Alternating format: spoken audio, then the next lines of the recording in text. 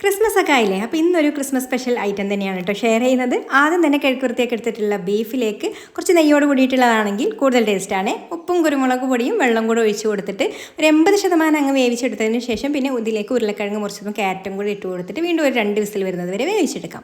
ഇനി ഒരു പാൻ സ്റ്റോവിൽ വെച്ച് കൊടുത്തിട്ട് അതിലേക്ക് വെളിച്ചെണ്ണ ഒഴിച്ച് കൊടുത്തിട്ട് പട്ട, ഗ്രാമ്പൂ, ഏലക്ക ഇട്ട് കൊടുക്കുക. പിന്നെ ഇഞ്ചി, വെളുത്തുള്ളി ചതച്ചതും പച്ചമുളകും ചേർത്തിട്ട് വഴറ്റിയിട്ട് സവാളയും കറിവേപ്പിലയും കൂടി ഇട്ടിട്ട് നന്നായിട്ട് ഇതുപോലെ ഒന്ന് വഴറ്റിയെടുത്തതിന് ശേഷം നമ്മൾ അടിച്ചിട്ടുള്ള ബീഫും ഇതിലേക്ക് ചേർത്ത് കൊടുത്തിട്ട് നന്നായിട്ടൊന്ന് തിളപ്പിച്ചെടുക്കാം. ഒരു 1/4 ടീസ്പൂൺ ഗരം മസാലയും ഈ ഒരു സമയത്ത് 1 ടീസ്പൂൺ കുരുമുളക് പൊടിയും കൂടെ വേണമെങ്കിൽ ഇട്ട് കൊടുക്കാം കേട്ടോ. ഇനി ഇതൊന്ന് തിളച്ച് കഴിഞ്ഞാൽ പിന്നെ കാഷ്യൂനട്ട് അരച്ചതും കൂടെ ചേർത്തിട്ട് ഒന്നങ്ങ് തിളപ്പിച്ചെടുക്കാം.